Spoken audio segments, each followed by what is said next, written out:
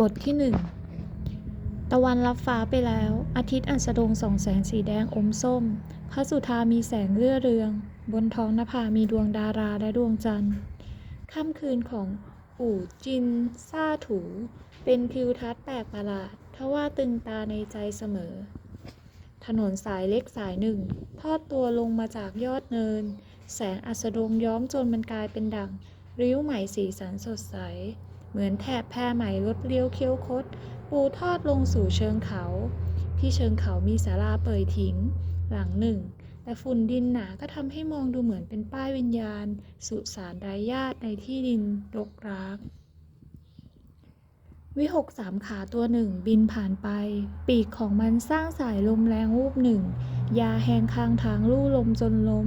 ท่ามกลางแสงขมุกขมัวก็ปรากฏไฟปีศาจดวงหนึ่งลอยกระเพื่อมเข้ามาดวงไฟสีเขียวอมเทาดับติดเข้ามาใกล้ทีละน้อยภายใต้แสงของโคมไฟมองเห็นหนึ่งใบหน้าที่งดงามนวลเนียนเครื่องหน้าทั้งห้าละเอียดประณีตคิ้วคางอ่อนช้อยรูปร่างอรชรบอบบางทว่ามิได้ไร้กระดูกเช่นงูหรือยั่วยวนให้งมงายเฉกเช่นจิ้งจอกสาวงามมีท่าทีจริงจังเจตนาชัดแจ้งนางทุ่มเทประคองบุรุษข้างกายอย่างตั้งใจแม้จะเดินเซไปเซมาแต่ดวงตาก็จับจ้องที่ป้ายศิลาในศาลาอย่างแน่วแน่ใกล้ถึงแล้วอาหลางเจ้าต้องแข็งใจไว้ก่อนนะไฟปีศาจไปถึงก่อนมันลอยวนอยู่ที่บริเวณกลางป้ายบนป้ายไร้ตัวอักษรหญิงสาวแหงนหน้ามองวิหกชวีหรูที่บินวนอยู่กลางฟ้าวิหกชวีหรูเป็นผู้นำทางของหมอวิเศษแห่งดินแดนซ่าถูขอเพียงมีมันอยู่หมอวิเศษก็อยู่ไม่ไกลแล้วหญิงสาวใช้มือหนึ่งเคาะไปที่ป้ายศิลาส่วนอีกมือโอบร่างบุรุษข้างกายไว้ลู่จีแห่งเขาหยินซานขอเข้าพบท่านหมอวิเศษแม่นางเหยียนเสียงของนางสะท้อนกล้องอยู่ท่ามกลางพื้นที่เวิ้งว้างไร้ขอบเขตป้ายศิลาแข็งกระด้างไม่มีการขยับแม้แต่น้อยอย่าว่าแต่หมอวิเศษกระทั่งหนอนแมลงสักตัวก็ยังไม่มีให้เห็นระหว่างที่รอหญิงสาวก็รูปใบหน้าชายหนุ่มอย่างอ่อนโยนอาหลางท่านรับปากข้าแล้วว่าจะอดทนตอนนี้พวกเรามาถึงดินแดนอู่จินซ่าถูแล้วขอเพียงได้พบหมอวิเศษท่านก็จะดีขึ้นแน่นอนทว่าหมอวิเศษไม่ใช่คิดอยากจะพบก็จะพบได้ง่ายดายหมอวิเศษแห่งดินแดนซ่าถูรักษาพูดผีปีศาจใน3 ภพไม่เหมือนท่านหมอรักษาโรคในแดนมนุษย์ไม่ใช่แค่จับชีพจรหรือเขียนเทียบยาให้สักเทียบ2 เทียบเพราะผู้เป็นปีศาจการรักษาต้องใช้ปราณทิพย์หรือพลังวิญญาณท่านหมอวิญญาณนั้นเป็นหญิงสาวผู้หนึ่งเมื่อพลังวัดถูกนำไปใช้เพื่อรักษาพูดผีปีศาจก็ย่อมต้องใช้เวลาในการพักฟื้นดังนั้นหลังจากรักษาผู้ป่วย2 รายติดก็จะต้องหยุดพักนานราวครึ่งเดือนดวงไฟปีศาจส่องสะท้อนให้เห็นใบหน้าของบุรุษหนุ่มเป็นสีหน้าที่เปี่ยมด้วยไอแห่งความตายเย็นเยียบส่วนใบหน้าของลู่จีฉายชัดถึงความร้อนใจมือหนึ่งยังคงเคาะป้ายศิลาพลางอ้อนวอนขอร้องด้วยน้ำเสียงน่าเวทนายิ่งนักท่านหมอวิเศษ3 ภพล้วนเล่าลือว่าท่านจิตใจงดงามเป็นที่สุดเวลานี้ชายในดวงใจของลู่จีป่วยหนักอย่างไร้สาเหตุยูกยาใดๆก็รักษาไม่หายขอร้องท่านหมอได้โปรดเมตตารักษาหากรักษาเขาได้ภายภาคหน้าข้าลู่จียินยอมเป็นทาสรับใช้เพื่อตอบแทนบุญคุณยิ่งใหญ่ครั้งนี้ของท่าน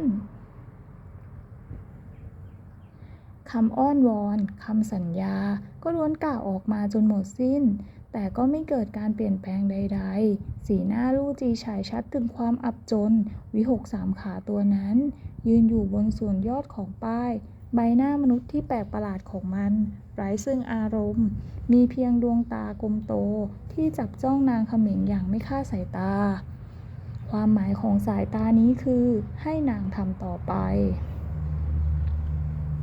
ทันใดนั้นบุรุษที่ลู่จีประคองไว้ก็ฝืนทรงตัวต่อไปไม่ไหวร่างของเขาสุดหวบลงกับพื้นสีหน้าลู่จีตื่นตระหนกนางตบป้ายศิลาแรงๆทันทีแม่นางเหยียนได้โปรดเปิดประตูให้ข้าเถิดลู่จียินดีมอบเนยตาลให้ท่านใช้สอยขอแม่นางเมตตาด้วยเนยตาลเป็นแก่นพลังชีวิตของเหล่าพูดมารเป็นผลผนึกจากการบำเพ็ญตบะมาชั่วชีวิตต่อให้สาบานว่าจะยอมเป็นทาสรับใช้ก็มิสู้มอบเนยตาลให้ถูกบีบคั้นจนถึงขั้นนี้จะขอให้ผู้อื่นช่วยชีวิตย่อมต้องควักเอาความจริงใจออกมาหมอวิเศษแห่งดินแดนสาถูมีชีวิตมายาวนานเท่าใดไม่มีผู้ใดรู้ชัดพวกที่อายุมากและใช้ชีวิตในยุทธภพมานานหากไม่เห็นเหยื่อกระต่ายย่อมไม่ปล่อยเหยี่ยวออกล่าลู่จีแหงนหน้ารับแสงจันทร์รับรู้ถึงลมชื้นเย็นที่พัดมาจากทะเลวู่เลี่ยงไฮจากนั้นก็อ้าปากกว้างแล้วคายเนยตาลที่หล่อเลี้ยงไว้กลางอกออกมาเนยตาลของปีศาจเถาวัลย์กับเนยตาลของจตุรบทและวิหกนั้นแตกต่างกันโดยของปีศาจเถาวัลย์จะเป็นสีเขียวส่วนของจตุบทและวิหกจะเป็นสีแดงหลังจากคายเนยตาลออกมาแล้วลู่จีก็ค่อยๆวางร่างอาหลางนอนลงกับพื้นจากนั้นก็ใช้สองมือประคองเม็ดมุกสีเขียวสว่างสดใสที่ลอยตัวส่องแสงวับวาวแสงของเนยตาลนี้นับว่าสว่างไสวกว่าไฟปีศาจหลายส่วนนักลู่จีเป็นเพียงมารต่ำต้อยทั้งเนื้อทั้งตัวไร้สมบัติมีค่าอันใดมีเพียงเนยตาลนี้ที่ยังพอมีประโยชน์อยู่บ้างข้ายินดีมอบให้ท่านหมอขอท่านหมอได้โปรดเมตตาช่วยชีวิตอาหลางด้วยเถิดวิธีการที่ตรงไปตรงมาไม่เสแสร้งเช่นนี้ในที่สุดก็โน้มน้าวหมอวิเศษได้สำเร็จปลายศิลาเริ่มขยับสั่นคลอนก่อนจะแยกออกเป็นช่องทางเดินที่แคบยาวมีแสงสว่างลอดออกมาเล็กน้อยลู่จีเห็นแล้วก็ให้ดีใจนักนางรีบกลืนเนยตาลเข้าร่างก่อนจะแบกร่างชายในดวงใจขึ้นมาจากนั้นก็รีบก้าวเข้าไปในทางเดินเล็กแคบนั่นเมื่อเข้าไปในทางเดินนั้นแล้วก็ราวกับว่าเข้าไปอยู่ในอีกโลกหนึ่งที่นี่ไม่มีแสงอาทิตย์อัสดงไม่มีแสงเลื่อเรืองจากพื้นพระสุธาแต่กลับมีดวงจันทราที่ใหญ่โตราวแผ่นแป้งกัวคุยทางเดินปูแผ่นหินยาวเหยียดทุก10 ก้าวจะพบโคมไฟ1 ดวงสุดทางเดินมีห้อง3 ห้องเป็นห้องที่สร้างได้พิสดารยิ่งนักยอดด้านบนมีกีบดอกบัวคุมไว้แพรไหมสีขาวผิวสะบัด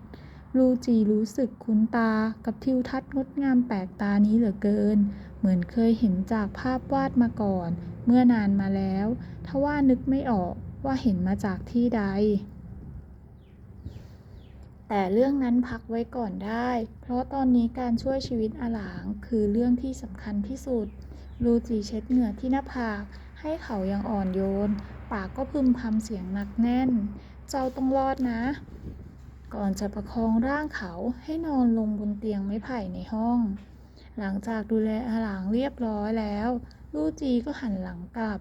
นางตั้งใจจะคุกเข่าโขกศีรษะหลั่งน้ำตาและพลั่งพลูคำขอบคุณท่านหมอสักหลายประโยคเพราะท่านหมอวิเศษเป็นเหมือนศูนย์กลางของดินแดนซ่าถูมาตลอดชื่อเสียงของนางเรื่องลือไปทั้ง10 ทิศ8 ด้านเหล่าปีศาจต่างยกย่องว่าเหยียนหูฟางงดงามยิ่งนักลู่จีเองก็จินตนาการไม่ออกว่าท่านหมอหญิงผู้วิเศษนางนี้จะงดงามสะคานโฉมสักเพียงใด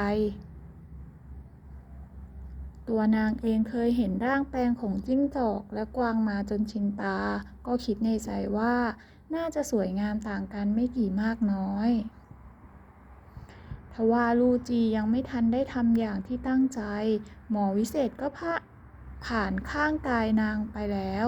สัมผัสได้เพียงแพรไหมโป่งบางชั้นดีที่ไหลผ่านหลังมือนางไปไร้กลิ่นเครื่องหอมใดๆแต่มีพลังแปลกประหลาดสายหนึ่งที่แผ่ซ่านออกมา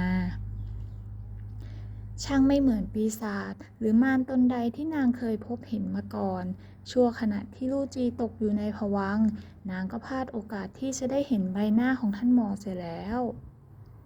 พอหันตามไปก็เห็นเพียงใบหูเล็กสะอาดราวกระเบื้องชั้นดีแวบหนึ่งและรูปร่างที่อรชรสมส่วนนักดูแล้วไม่เหมือนหมอที่ต้องคุกคีอยู่กับผู้ป่วยที่เป็นพูดผีปีศาจเลยแต่กลับดูเหมือนเทพธิดาบนสวรรค์ที่เล่นดนตรีขับร้องและร่ายรำเสียมากกว่าถึงลู่จีจะงุนงงสงสัยกับลักษณะของท่านหมอวิเศษแต่ก็ปัดทิ้งเรื่องนี้ออกจากใจอย่างรวดเร็วเพราะมีเรื่องอื่นที่สำคัญกว่านางสูดลมหายใจเข้าลึกพยายามตั้งสติเอาไว้แต่สองมือกับถูไถไปมาอย่างกระวนกระวายปนหวั่นเกรงอยู่มากหากท่านหมอพบว่าสาเหตุของอาการเจ็บป่วยเกิดจากเรื่องลับๆส่วนตัวเช่นลุ่มหลงมัวเมาในกรรมราคะมากเกินไปทำให้พลังปราณบริสุทธิ์ของชีวิตต้องสูญสิ้นไปนั่นจะต้องเป็นสาเหตุที่น่ากระอักกระอ่วนใจเหลือเกินลูจีมองตามจังหวะก้าวเดินของท่านหมอวิเศษผ่านสายตาก็เหลือบเห็นว่าที่ข้อเท้าของท่านหมอมีด้ายสีแดงห้อยกระดิ่งเงินอยู่ด้วยทุกย่างก้าวจึงมีเสียงกุ้งกริ้งของกระดิ่งดังตามเป็นจังหวะเหมือนเสียงของห่วงวงแหวนที่อยู่บนไม้เท้าของนักพจน์หรือผู้ทรงศีลคู่หนึ่งลูจีก็ถามขึ้นอย่างนอบน้อมแม่นางเหยียนท่านหมอหลางจือของข้ายังพอรักษาให้หายได้หรือไม่อีกฝ่ายไม่ตอบนางดึงชายเสื้อขึ้นเล็กน้อยแล้วกางฝ่ามือยื่นไปเหนือร่างผู้ป่วยบนเตียงไม้ไผ่เพื่อดูดพลังชีวิตและพลังวิญญาณออกมาโดยมีลู่จีจับตามองด้วยสีหน้าตื่นตระหนกและหวาดหวั่นสีหน้าท่านหมอก็ช่างยากจะคาดเดาความรู้สึกเหลือเกินคู่หนึ่งท่านหมอก็สายหน้า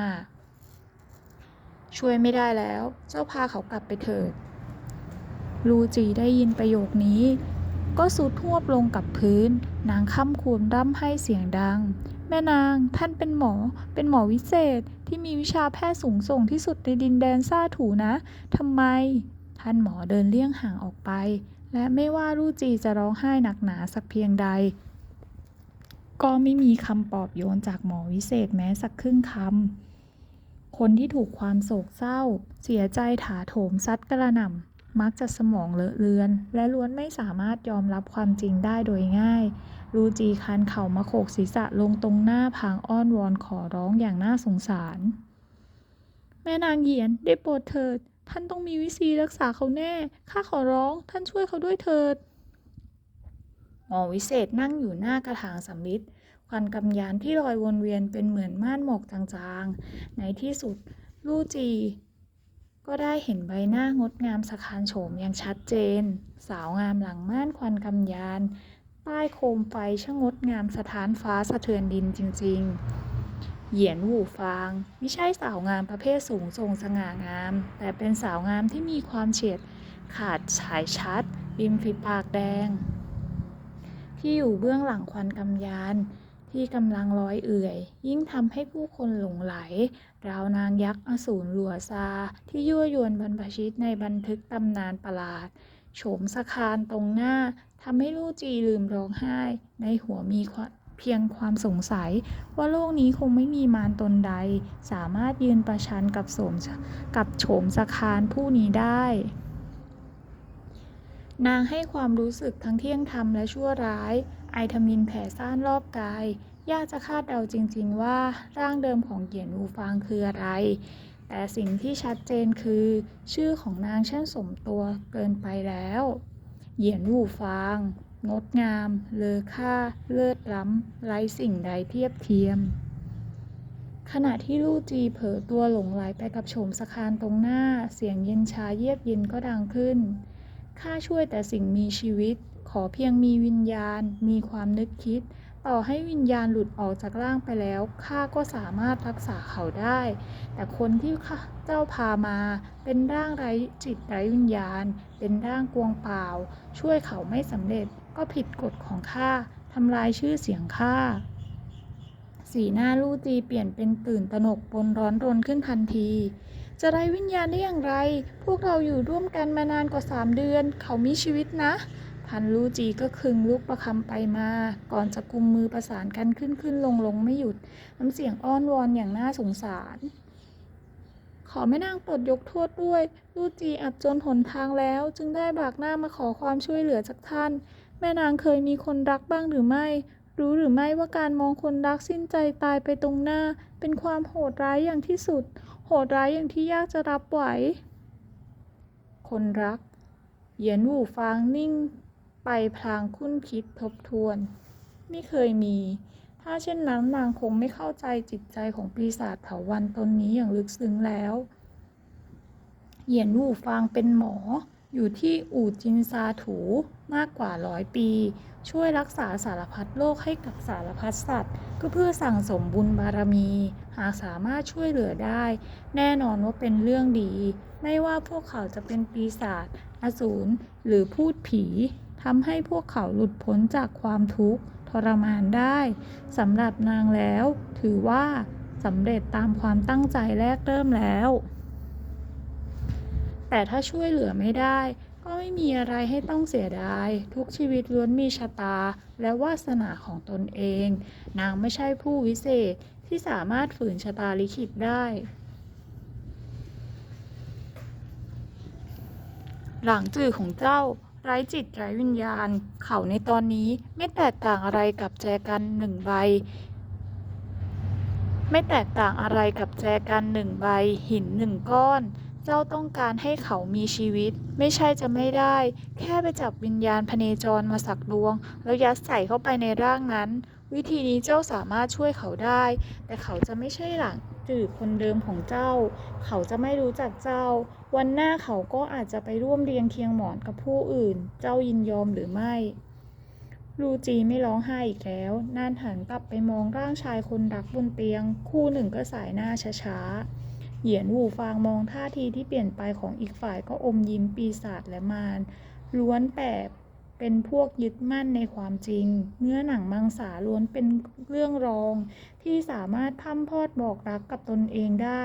มีเพียงจิตวิญญาณดวงนี้เท่านั้น 3 วิญญาณ7 จิตล้วนไม่มีอีกต่อไป หลงเหลือเปลือกนอกไว้ก็เกะกะ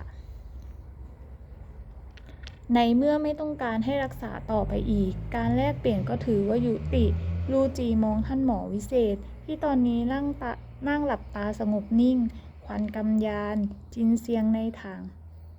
นกระถางลอยเอื่อยวนอยู่ที่ปลายนิ้ว หมุนเป็นวงเล็กๆ การสูญเสียคนรัก ไม่ทำให้ลู่จีเศร้าโศกนานนัก ชีวิตของมารยาวนานยิ่ง หากสามารถหนีด่านเคราะห์สวรรค์พ้น ก็อาจจะมีชีวิตอยู่ต่อไปโดยไร้ที่สิ้นสุด ยิ่งมีชีวิตยืนยาว ประสบการณ์เรื่องรักเรื่องใคร่ระหว่างชายหญิงก็ยิ่งผ่านมามาก จึงย่อมตัดใจได้รวดเร็ว ทว่าความรู้สึกรักใคร่ในช่วงเวลาที่ยังดำรงอยู่ ย่อมเป็นความจริงใจแท้จริงแน่นอน ดังนั้นนางจึงยินดี เอาเนยตาลเข้าแลกเพื่อยื้อชีวิตเขาไว้ แต่หากถึงที่สุดแล้วไม่สามารถช่วยได้ ความทุ่มเทหมดใจ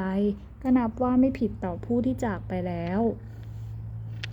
อย่างไรเสียความรักก็คือยาบำรุงขนาดเอก ซ้ำยังช่วยแต่งแต้มสีสันให้กับชีวิตยาวนานที่แห้งแล้งได้ด้วย ในเมื่อข้าได้ลั่นวาจาแล้วว่าหากท่านหมอมีเมตตายอมเปิดประตูรับ ข้าจะยินดีมอบเนยตาลแก่ท่าน พูดจบ ลู่จีก็เค้นเนยตาลออกมาจากกลางอกอีกครั้ง มารสาวประคองเม็ดมุกสีเขียวเรืองแสงยื่นส่งให้ แม้ไม่อาจรักษาชีวิตหลังจื่อได้ แต่ท่านหมอก็ยอมให้เข้าพบและมีเมตตาตรวจอาการให้ เท่านี้ลู่จีก็ซาบซึ้งใจอย่างมากที่สุดแล้ว แม้ข้าเป็นมารก็เป็นมารมีคุณธรรม สัจจะวาจาย่อมต้องรักษา ขอท่านหมอรับเนยตาลนี้ไว้เป็นค่ารักษาด้วยเถิด พลังวิญญาณที่บำเพ็ญตบะมายาวนานแห่งต้นเถาวัลย์ช่างบริสุทธิ์สะอาด มีกลิ่นหอมจางๆของพืชพันธุ์ แสงรัศมีมีสีเขียวล้อมรอบแก่นพลังชีวิตไว้ พิจารณาจากขนาด น่าจะมีอายุราว700-800 ปีได้เหยียนหูฟางลืมตาขึ้นไม่มีเน่ยตานเจ้าจะกลับไปเป็นเถาวัลย์ธรรมดาทุกอย่างต้องเริ่มต้นใหม่ทั้งหมดลูจียังคงยื่นเน่ยตานส่งให้สีหน้าหนักแน่นไม่หวาดหวั่นข้าใช้เวลาบำเพ็ญเพียรนาน500 ปีจึงกลายร่างเป็นมนุษย์ได้500 ปีมีเพียงพริบตาเดียวก็ผ่านพ้นไปแล้วทว่าใน500 ปีจะต้องผ่านลมฝนหิมะน้ำค้างแข็งหากโชคไม่ดีถูกโค่นทิ้งไปชาตินี้ก็จบสิ้นแล้วนิ้วเรียวสวยสะอาดแต่กลับทาเล็บด้วยสีแดงเข้มดีดเบาๆที่เม็ดมุกสีเขียวตรงหน้าเนยตาลเม็ดนั้นก็พุ่งเข้าอกลู่จีอย่างแม่นยำผู้ป่วยตายก่อนจะถึงมือข้าไม่ได้ออกแรงช่วยเหลือหรือรักษาย่อมไม่อาจรับค่ารักษาจากเจ้าไว้ได้ยิ่งไปกว่านั้นที่อยู่บนเตียงคือ1 ซากศพส่วนที่นั่งอยู่ตรงหน้าก็กำลังจะกลายร่างกลับไปเป็นเถาวัลย์ยายข้าต้องเปลืองแรงย้ายต้นเถาวัลย์กับจัดพิธีศพให้อีกเปลืองมือเปลืองเท้าเกินไปแล้วเหยียนวู่ฟางนิ่งไปครู่หนึ่งก่อนจะเอ่ยเสียงเย็นการรักษาถือว่าจบสิ้นขออภัยที่ไม่อาจให้เจ้าอยู่ต่อกลับไปเถอะสำหรับลู่จีแล้วนี่ย่อมเป็นบทลงเอยที่ยอดเยี่ยมไร้ที่เปรียบหมอวิเศษไม่ยอมรับค่ารักษาไม่ใช่เพราะนางเป็นฝ่ายไม่ยอมจ่ายค่ารักษาจึงย่อมไม่ต้องกลัวว่าจะมีผู้ใดนำเรื่องของนางไปดินทาให้เสียหายได้คิดได้ดังนี้ลู่จีก็เดินไปแบกกายเนื้อของชายคนรักขึ้นมาก่อนจะหันโค้งคำนับให้ท่านหมอยังซาบซึ้งและขอบคุณแต่ก่อนจะจากไป